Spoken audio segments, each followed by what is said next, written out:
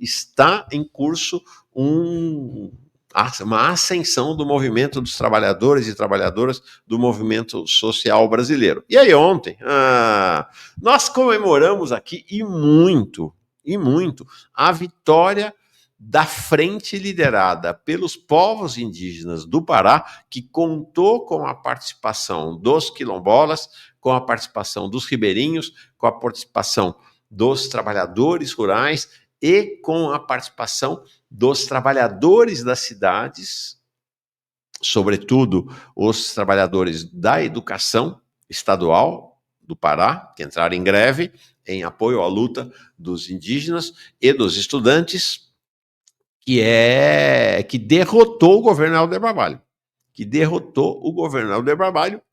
que quis impor um fim da educação presencial nas aldeias, nos quilombos, na zona rural, nas localidades dos ribeirinhos. Derrota. O governo Jader Barbalho foi obrigado a recuar e foi revogada pela Assembleia Legislativa a lei que tinha sido aprovada. O governo Jader Barbalho, eu sempre digo isso, é um dos queridinhos do governo do presidente Lula, né? O presidente Lula, junto com ele, estabeleceram, inclusive, que Belém do Pará será sede da COP30, quando a cidade não tem a menor condição, então a situação lá está terrível, e ela caracterizando a COP dos ricos. A COP dos ricos, eu falei ontem aqui, né, para você alugar um apartamento, né, você é de uma entidade que quer ir lá para a COP, entidade ambiental, para alugar um apartamento é mais caro do que comprar um apartamento em Belém do Pará atualmente. E está tudo subindo de maneira absurda. A inflação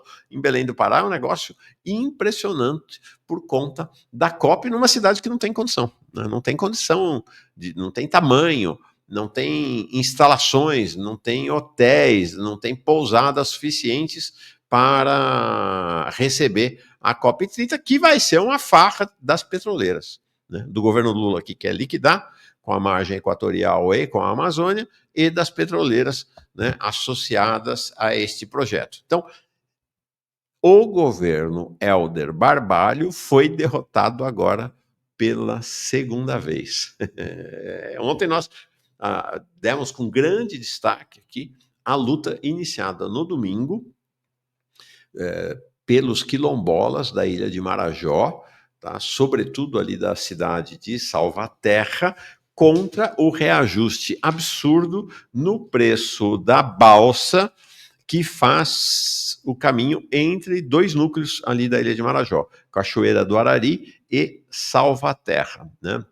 E a empresa privada tinha estabelecido um aumento absurdo das passagens nessa lógica, né? Nesta lógica da COP, né? Nessa lógica da COP. Nós mostramos as cenas, né? Não, vamos mostrar. Teve luta ontem, a luta continuou, não foi só nós mostramos as cenas, a violência policial, jogaram bomba de gás, jogaram bomba de efeito moral dentro de uma escola, né, onde tinha crianças, foi um negócio assim chocante, repressão brutal da polícia militar do Helder Barbalho, repressão brutal, né, lá no domingo, e continuou ao longo da semana, e teve luta ontem, olha aqui. Isso aqui foi ontem à tarde, tá? Na PA 154, que é a estrada ali na Ilha do Marajó.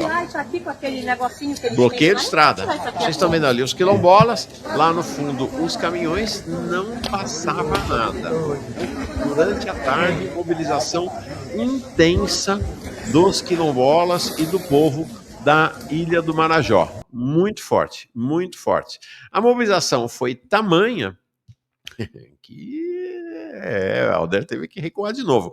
Teve uma reunião ontem, isso aqui é uma reunião na Secretaria de Segurança, ontem, no meio da tarde, na qual o secretário de Segurança anunciou o recuo, anunciou que eles iam retirar...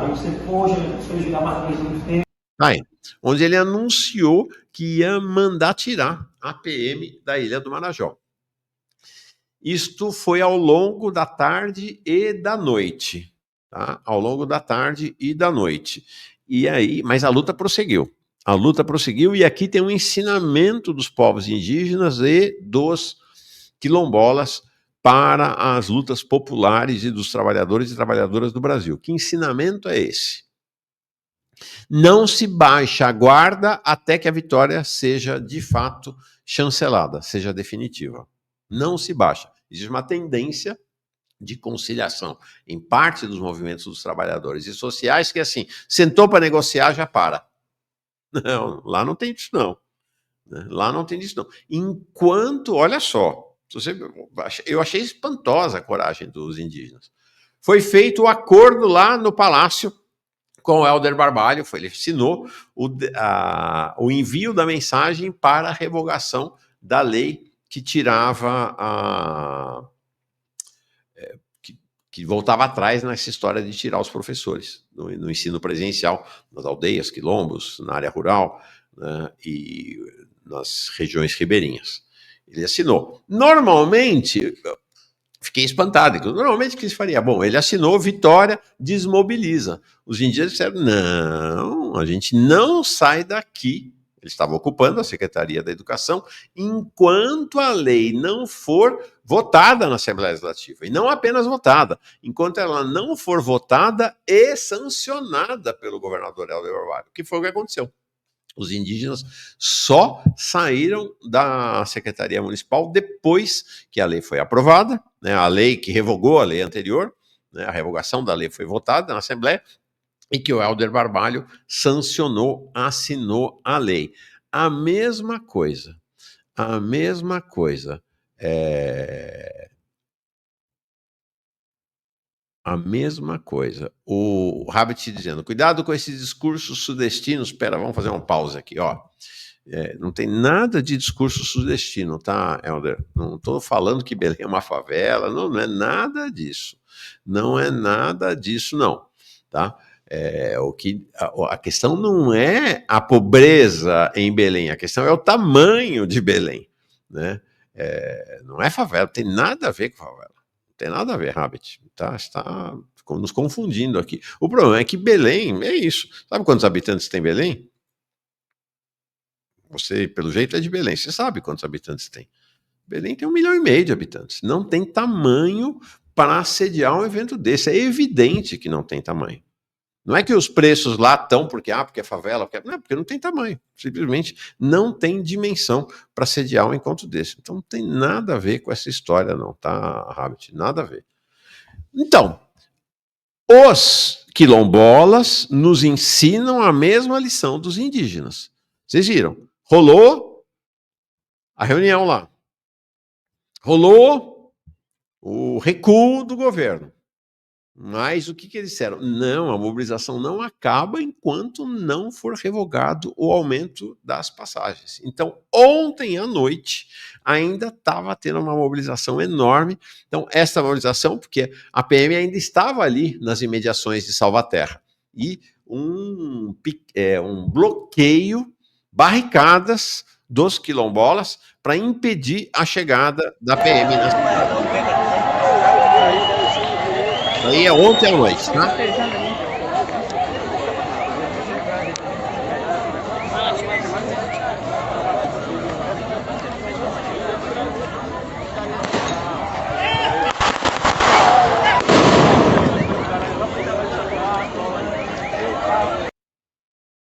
É isso aí.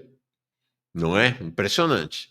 E aí o que aconteceu? Quando foi ontem, 10h30 da noite, 10h30 da noite, saiu o comunicado da empresa, e chama-se lá Envio Transportes. O pessoal da liderança quilombola diz que essa empresa é uma empresa ligada, ou é uma empresa de um deputado ou deputado estadual, da família de algum parlamentar estadual lá. Eles voltaram atrás, suspenderam de fato o aumento. Então, só depois disso, às 10h30 da noite, é que os quilombolas, de fato, começaram a desmobilização. Lição quilombola e lição indígena. A luta vai até o momento em que a vitória está consolidada. Nada de baixar a guarda antes. Nada de fazer como faz, por exemplo, lamento citar, lamento que esteja acontecendo, mas está acontecendo, como faz a Erika Hilton. A gente nem começou ainda para valer a luta pelo fim da escala 6x1, e ela já está dando entrevistas que topa trocar a escala 4x3, que é a reivindicação, pela escala 5x2. Absurdo, absurdo. né? O que os indígenas e quilombolas falam é, querida Érica Hilton, não é assim que se faz luta. Não é assim. O que se faz assim é conchavo, é conciliação, é acordo, né, nos tapetes ou nos carpetes felpudos do Congresso Nacional e do Palácio do Planalto.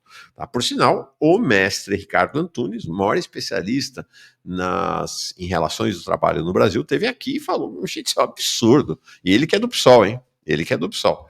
Ele que é do PSOL. Falou, essa história aí desse recuo é um absurdo. A repressão foi muito violenta lá na Ilha do Marajó e o Ministério Público Federal do Pará requisitou uma apuração sobre a violência policial contra o protesto, que foi pacífico desde sempre, né? O que aconteceu é que, né, os trabalhadores foram erguendo barricadas, os quilombolas, né, os caminhoneiros, todo mundo erguendo barricadas, na medida em que a repressão ia ficando a cada momento mais violenta. Então, ontem saiu essa requisição, o prazo de 24 horas para que sejam fornecidos ao Ministério os nomes das autoridades e policiais envolvidos com a violenta repressão lá na ilha de Marajó. Muito legal, muito legal.